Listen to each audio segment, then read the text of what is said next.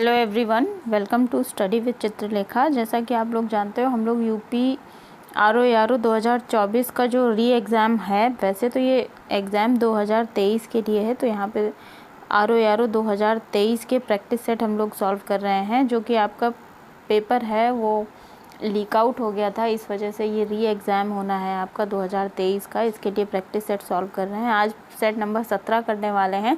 Text book के जो practice set हैं वो हम लोग यहाँ पे सॉल्व कर रहे हैं, और ये फुल लेंथ के टेस्ट पेपर्स हैं।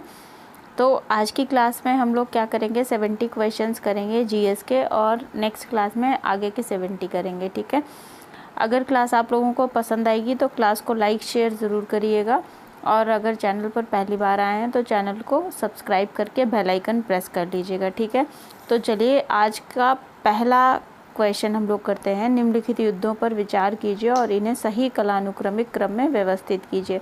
तो देखिए, कन्नौज का जो युद्ध हुआ था ये 1540 में हुआ था।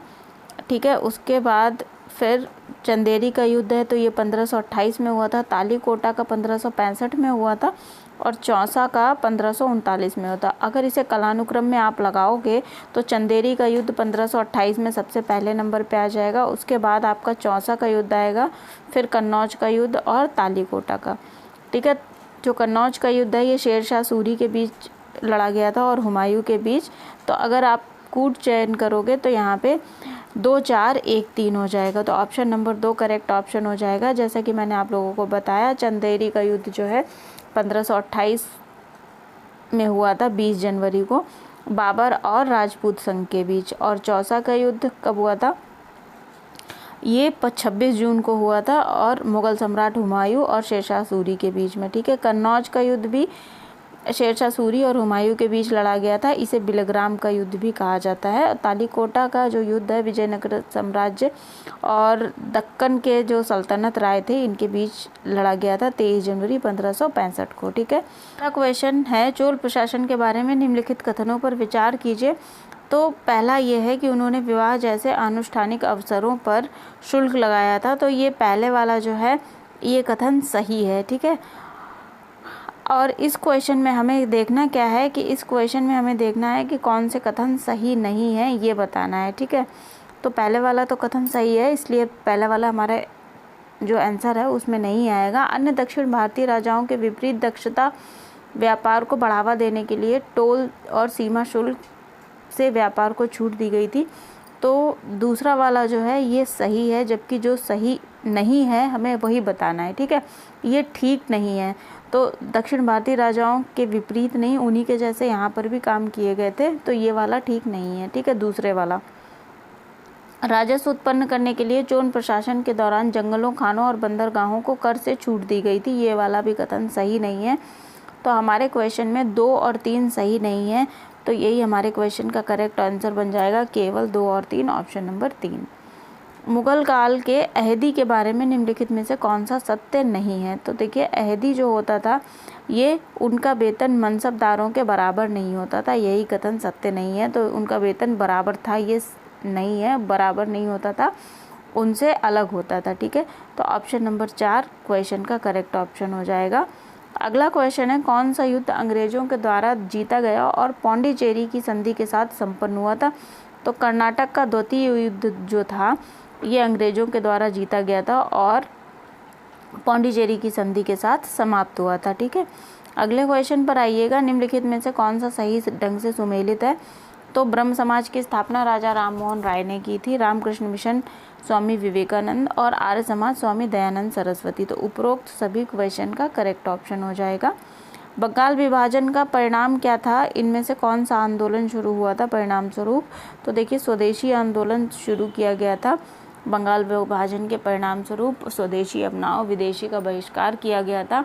ठीक है, इस अवसर पर रक्षाबंधन का त्यौहार भी मनाया गया था, और जगह जगह देश में भारतीयों ने, महिलाओं ने बढ़ चढ़ के हिस्सा लिया था स्वदेशी बहिष्कार, स्वदेशी अपनाओ के लिए, और विदेशी वस्तुओं का बहिष्कार किया गया था। कपड़ों की होली जलाई गई थी, जो शराब की दुकानें थीं उनको बंद करवाया गया था, ये सारे काम किए गए थे। ठीक है, और बंगाल विभाजन जो है ये लॉर्ड कर्जन के द्वारा अनाउंसमेंट किया गया था। ठीक है, ये बात भी ध्यान रखिएगा। अगले क्वेश्चन पर आइए।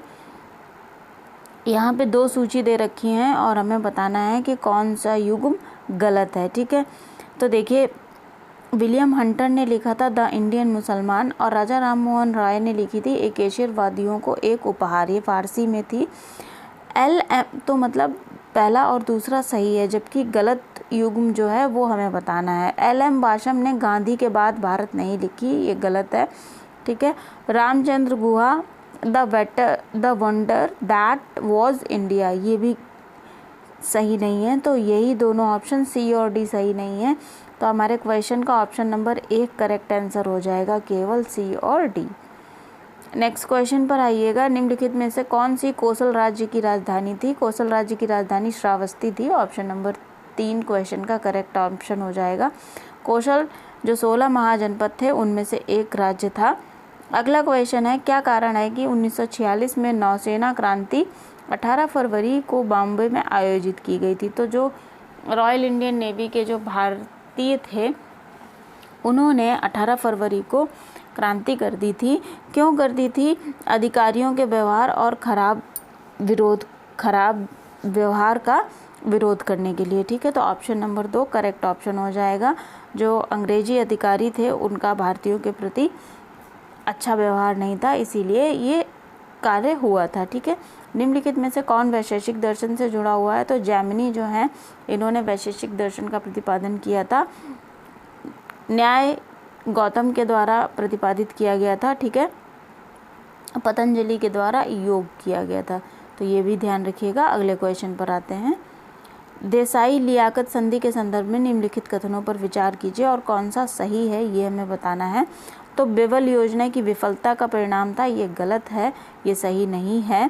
कि इसने केंद्र में अंतरिम सरकार में अल्पसंख्यकों के प्रतिनिधित्व का प्रस्ताव दिया था, तो दूसरा वाला ही सही है। तो हमारे क्वेश्चन का करेक्ट आंसर हो जाएगा ऑप्शन नंबर 2 केवल 2। ठीक है, नेक्स्ट क्वेश्चन पर आइए। सविनय अवज्ञा आंदोलन संबंधित था। तो सविनय अवज्ञा आंदोलन जो है किस किस से संबंधित था ये हमें बताना है और इनमें से कौन कौन से सही हैं कथन वो हमें चयन करना है। तो सरकार के खिलाफ जमींदारों को कोई राजस्व ना देने का अभियान, ये सही बात है। जमींदारों के खिलाफ किराएदारों के द्वारा कोई भी भूमि कर नहीं देना, ये भी सविनय अवज्ञा आंदोलन में शामिल था।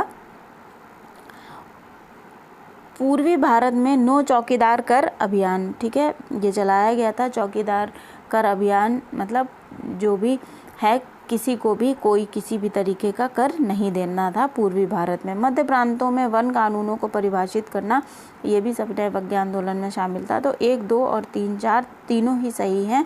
तो ऑप्शन नंबर 4 हमारे क्वेश्चन का करेक्ट आंसर हो जाएगा। अगले क्वेश्चन पर आते हैं। हाल ही में किस राज्य सरकार ने अपने राज्य में विशेष सुरक्षा बल का गठन करने का निर्णय लिया है? तो उत्तर प्रदेश सरकार के द्वारा ये निर्णय लिया गया है। ऑप्शन नंबर 1 हो जाएगा। अब यहाँ पे 2 सूची हैं, एक तरफ अधिकारी हैं, दूसरी तरफ उनके कार्यालय हैं और ये मुगल काल के अधिकारी हैं। वो उनके कार्य क्या थे ये हमें यहाँ पर बताना है। ठीक है, तो देखिए समाहर्ता, ये समाहर्ता ऐसे होगा, ठीक है, थोड़ा मिसप्रिंट हो गया है। समाहर्ता का काम क्या होता था? ये राजस्व का प्रधान संग्रहकर्ता होता था, तो इसको 2 से मैच कर दीजिए। सन्निधात्री या सन्निधाता भी आपको कहीं कहीं मिलेगा लिखा हुआ, सन्निधाता। सन्निधाता का काम होता था कोषपाल, ये कोष की देखरेख करता था जो राजकोष होता था। स्थानाध्यक्ष क्या करता था? ये बाजार का अधीक्षक होता था और अंतर्विशिक जो है ये महल के रक्षकों का प्रमुख होता था। इसे 1 से मैच कर दीजिएगा तो ये मैचिंग हो जाती है। अगले क्वेश्चन पर आते हैं। पित्रादूरा की सजावट के साथ इत्माउद्दौला का मकबरा बनवाया गया था। ठीक है, इत्माउद्दौला का मकबरा सबसे पहले ऐसी कृति थी जहाँ पर पित्रादूरा की सजावट जो है की गई थी। पित्रादूरा में क्या होता है? अरेबिक जो आयतें होती हैं उनको जालीदार नक्काशी के रूप में उकेरा जाता है संगमरमर पे। ठीक है, तो इत्माउद्दौला का मकबरा कहाँ पर है? ये आगरा में मिलेगा आपको। अगले क्वेश्चन पर आइएगा। शतपथ ब्राह्मण और तैतृय ब्राह्मण के ब्राह्मण ग्रंथ कौन कौन से हैं? तो ये अजुर्वेद के ब्राह्मण ग्रंथ हैं, शतपथ और तैतृय। ठीक है, अगले क्वेश्चन पर आएंगे। दिल्ली के महरौली के लौह स्तंभ में किसकी उपलब्धियों को दर्ज किया गया है? तो चंद्रगुप्त द्वितीय जो हैं ये गुप्त वंश के राजा थे, इनकी उपलब्धियों को दर्ज किया गया है। महरौली का जो लौह स्तंभ है ये जो कुतुब मीनार है उसी के परिसर में अवस्थित है। ठीक है, नेक्स्ट क्वेश्चन देखिएगा, निम्नलिखित में से कौन सा कथन सही है ये हमें बताना है। तो जून में 1540 में बक्सर के पास चौसा में अफगान शासक शेरशाह सूरी के द्वारा हुमायूं की सेनाओं को हराया गया था। अगला क्या है कि फारसियों की मदद से हुमायूं ने 1545 में कंधार और काबुल पर कब्जा कर लिया, लेकिन फारस को कंधार सौंपने से इनकार कर दिया था। तो इसमें से दूसरा कथन सही है जबकि पहले वाला गलत है। तो ऑप्शन नंबर 2 हमारे क्वेश्चन का करेक्ट आंसर हो जाएगा, क्योंकि केवल 2 ही सही है। ठीक है, अगले क्वेश्चन पर आइएगा, निम्नलिखित में से कौन दीन-ए इलाही या तौहीद-ए इलाही में शामिल होने वाला पहला हिंदू था? तो ये बीरबल थे जो दीन-ए इलाही में शामिल हुए थे, पहले हिंदू। ठीक है, अकबर के द्वारा ये चलाया गया था। तो ऑप्शन नंबर 4 करेक्ट ऑप्शन है। अगला क्वेश्चन है, 1761 में पानीपत के तृतीय युद्ध के दौरान मराठा शासक कौन थे? तो पानीपत का जो तृतीय युद्ध था ये बाजीराव और अहमद शाह अब्दाली के बीच लड़ा गया था। तो ऑप्शन नंबर 1 करेक्ट ऑप्शन हो जाएगा, बाजीराव। नेक्स्ट क्वेश्चन देखिएगा, सिद्धू और कान्हू के नेतृत्व में कौन सा आदिवासी विद्रोह हुआ था? तो सिद्धू और कान्हू के नेतृत्व में संथाल विद्रोह हुआ था। ऑप्शन नंबर 1 करेक्ट ऑप्शन है।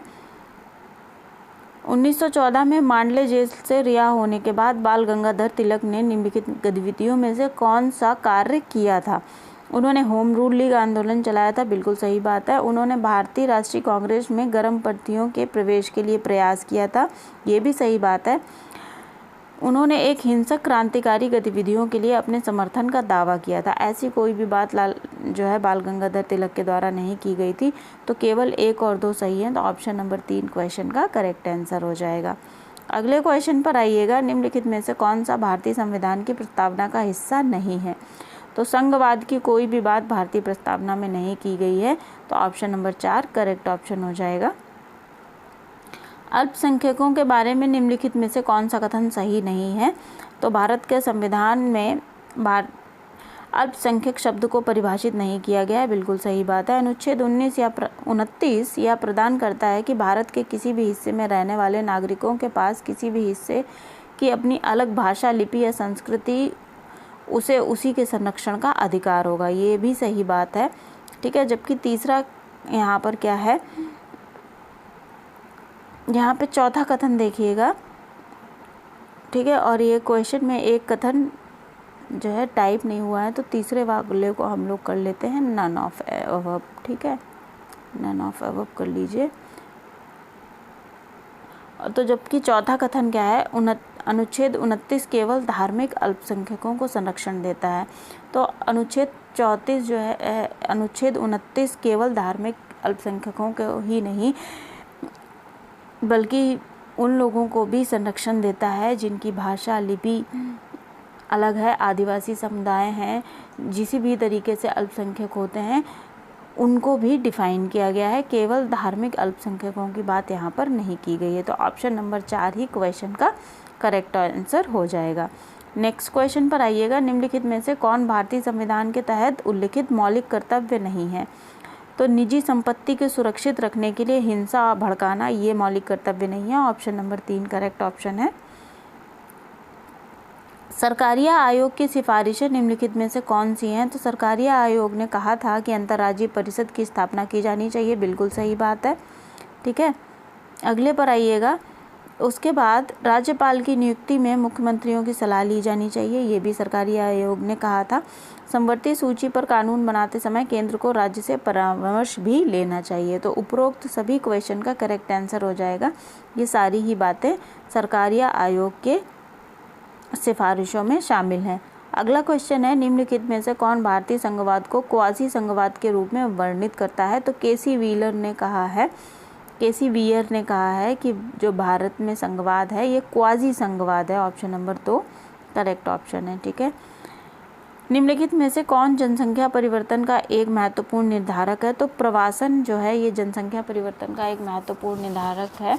और जो जनसंख्या एक क्षेत्र से दूसरे क्षेत्र में प्रवास कर जाती है, ये जनसंख्या परिवर्तन का एक महत्वपूर्ण कारण बन जाता है। ठीक है, तो ऑप्शन नंबर करेक्ट ऑप्शन हो जाएगा। जननांगीय संक्रमण सिद्धांत की निम्नलिखित विशेषताओं पर विचार कीजिए और उस विकल्प का चयन कीजिए जो जननांगीय संक्रमण सिद्धांत के पहले चरण से संबंधित है। ठीक है, उच्च प्रजनन दर, निम्न मृत्यु दर, अधिकांश लोग कृषि में संलग्न हैं। तो देखिए यहाँ पर पहला और तीसरा सही हो जाएगा प्राथमिक में, जबकि दूसरा वाला प्राथमिक में सम्मिलित नहीं है, तो दूसरा वाला कथन नहीं होगा। 1 और 3, ऑप्शन नंबर 3 करेक्ट ऑप्शन हो जाएगा। नेक्स्ट क्वेश्चन देखिएगा। एक तरफ आपको क्या दिया गया है, अदालतों के अधिकार दिए गए हैं, ठीक है, और दूसरी तरफ क्या दिया गया है, उनके बारे में डिस्क्रिप्शन दिया गया है। ठीक है, तो बंदी प्रत्यक्षीकरण ये एक प्रकार की रिट होती है जो सुप्रीम कोर्ट के द्वारा अनुच्छेद 32 के तहत और अनुच्छेद 226 के तहत जो हमारा उच्च न्यायालय होते हैं उनके द्वारा जारी की जाती है। 5 प्रकार की रिट्स होती हैं जो सुप्रीम कोर्ट और हाई कोर्ट जारी करते हैं, जिनमें से एक बंदी प्रत्यक्षीकरण है।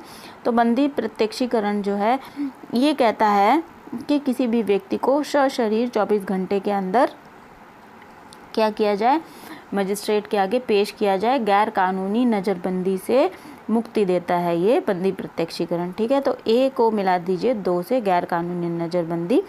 फिर परमादेश क्या है, परमादेश बताता है कि जो भी सार्वजनिक कर्तव्य होते हैं उनको नहीं किया जाता है, तब अदालत परमादेश जारी करती है। तो परमादेश को 3 से मैच कर दीजिए। अधिकार परीक्षा में क्या होता है, सार्वजनिक कार्यालय पर गैर कानूनी कब्जा, ठीक है, इस पर मैच कर दीजिए। और उत्प्रेषण क्या होता है, उत्प्रेषण आपका मैच हो जाएगा, डी को 1 से मैच करना पड़ेगा। अदालतों को अधीनस्थ काम करने के लिए सुधारात्मक निर्देश देती है, तो उत्प्रेषण को आप लोग मैच कर दीजिए 1 से। ठीक है, तो ये जो रिट्स हैं ये मैच हो जाएंगी। अगले क्वेश्चन पर आइए। यहाँ पर 2 सूची दे रखी हैं। अब यहाँ पे अनुसूचियाँ हैं, उनके कौन कौन से उसमें डिस्क्रिप्शन दिए हैं उनके बारे में बात की गई है। तो 7वीं अनुसूची जो है संघ राज्य और संवर्ती सूची के बारे में बात करती है, तो इसको आप लोग मैच करोगे किससे, 3 से मैच कर दोगे। 8वीं अनुसूची में हमारी भाषाएं बताई गई हैं, 8वीं अनुसूची को भाषाओं से मैच कर दीजिए।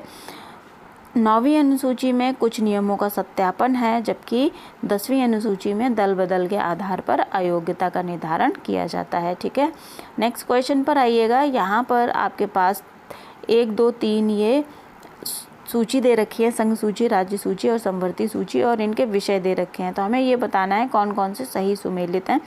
तो संघ सूची में आते हैं वायु मार्ग, बंदरगाह और बैंकिंग। ठीक है, तो पहला वाला सही सुमेलित है। राज्य सूची में व्यापार संघ नहीं आता है, ठीक है, तो ये वाला कट हो जाएगा, ये भी सही सुमेलित नहीं है। संवर्ती सूची में कृषि नहीं आता, ये राज्य सूची का विषय है, तो ये भी सही नहीं है। तो केवल 1 सही है, तो ऑप्शन नंबर 3 केवल 1 क्वेश्चन का करेक्ट ऑप्शन है। ठीक है, अगले क्वेश्चन पर आइएगा। जीवन के अधिकार के भाग के रूप में आजीविका का अधिकार किसके तहत स्थापित किया गया था?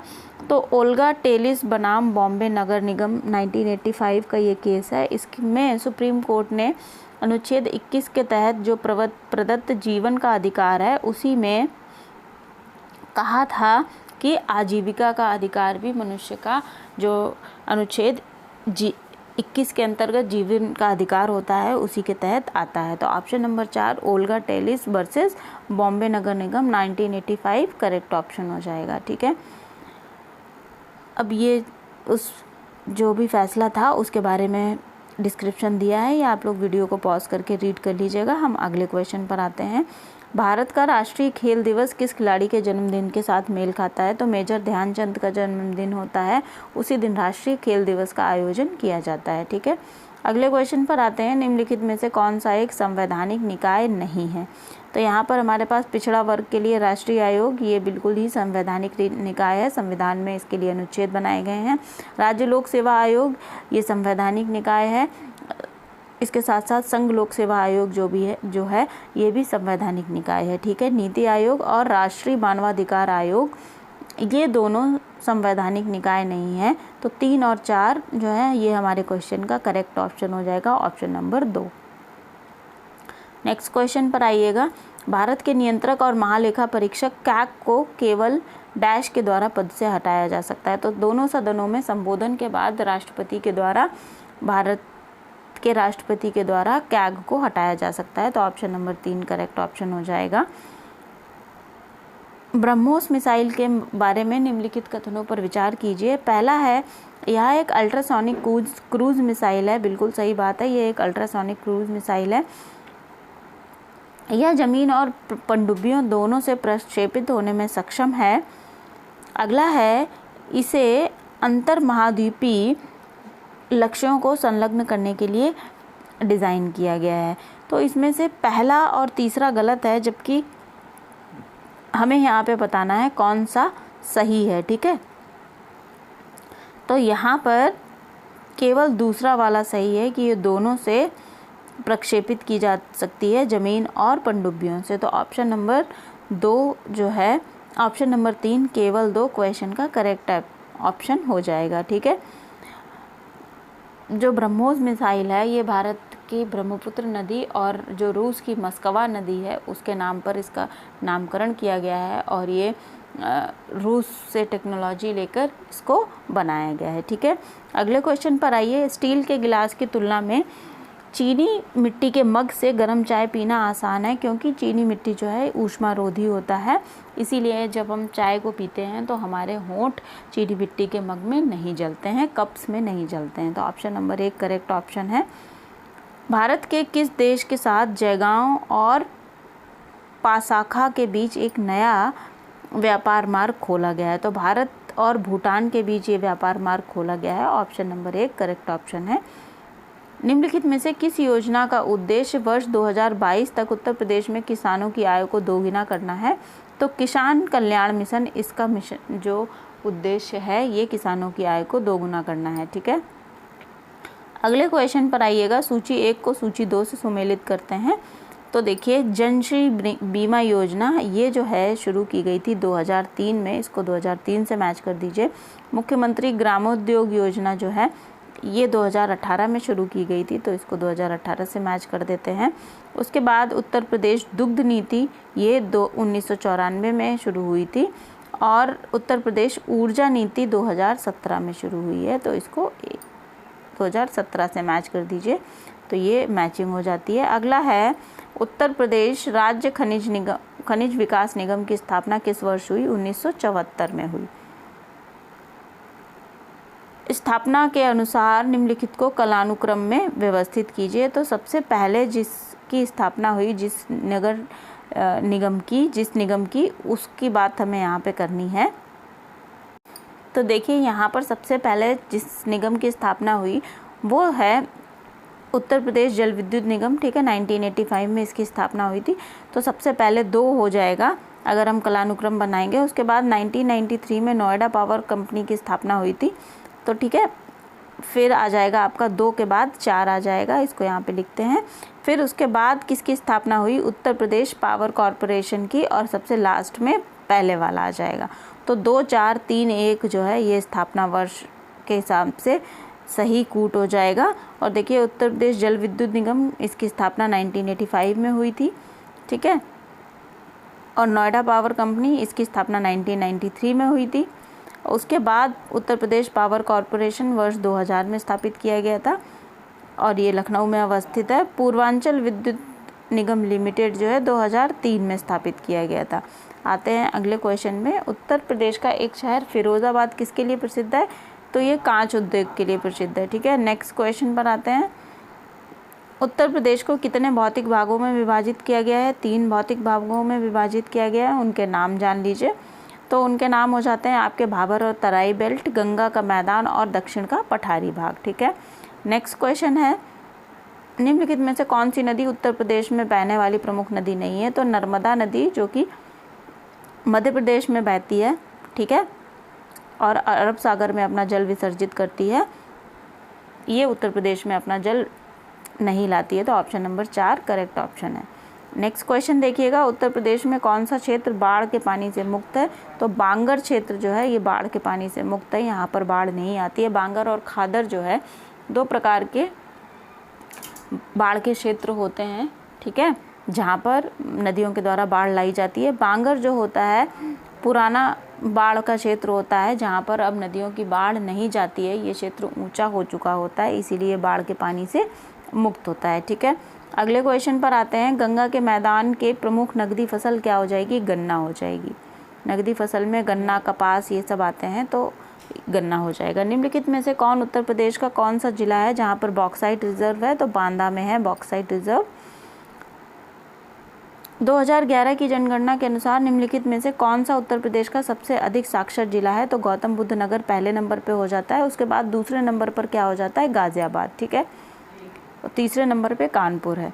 अगले क्वेश्चन पर आइएगा, उत्तर प्रदेश के बुंदेलखंड क्षेत्र में पाई जाने वाली काली मिट्टी को किस नाम से जाना जाता है? इसे मार कहते हैं। ऑप्शन नंबर 2 मार करेक्ट ऑप्शन है। एक सूची को दूसरी सूची के साथ मैच करना है, एक तरफ घराना है, दूसरी तरफ संबद्ध लोग हैं, तो ये थोड़ा सा मिसप्रिंट है यहाँ पर। बनारस घराने से पहले ए देख लीजिए, ए इसके नीचे आना चाहिए। आगरा घराना से कौन बिलोंग करता है? आगरा घराना से बिलोंग करते हैं दिलीप चंद्र बेदी, ठीक है, इसको आगरा घराने को इससे मैच कर दीजिए 3 से। बनारस घराने से मैच करते हैं उस्ताद नज़ीर खान, 1 से मैच हो जाएगा। कानपुर घराने से मैच करते हैं राम सेवक मिश्रा, और सहारनपुर से दिलीप चंद बेदी, ठीक है। चलिए नेक्स्ट क्वेश्चन पर आइएगा, निम्नलिखित में से कौन सी बोली उत्तर प्रदेश में नहीं बोली जाती है? तो निमाड़ी नहीं बोली जाती है, ऑप्शन नंबर 4 करेक्ट ऑप्शन हो जाएगा। उत्तर प्रदेश में 11 मंजिला पागल बाबा मंदिर कहाँ पर मिलेगा? ये आपको वृंदावन में मिलेगा, ठीक है, पागल बाबा मंदिर। नेक्स्ट क्वेश्चन पर देखिएगा, अगला क्वेश्चन है, उत्तर प्रदेश के निम्नलिखित में से किस जिले में हर वर्ष बटेश्वर मेला आयोजित होता है? बटेश्वर मेला जो है आपका आगरा में आयोजित होता है। नेक्स्ट क्वेश्चन क्या है, तारों का टिमटिमाना किस कारण होता है? तो तारों का टिमटिमाना तारों की अधिक दूरी और हवा में घनत्व के उतार चढ़ाव के कारण तारे हमें टिमटिमाते हुए दिखाई देते हैं। अगले क्वेश्चन पर आइए, इस क्वेश्चन में अगर स्कैटरिंग ऑफ लाइट भी अगर एक ऑप्शन होता है, स्कैटरिंग ऑफ लाइट या प्रकाश का प्रकीर्णन जो है, तो ये भी कारण हो सकता है, ठीक है, तो इसको भी ध्यान में रखिएगा।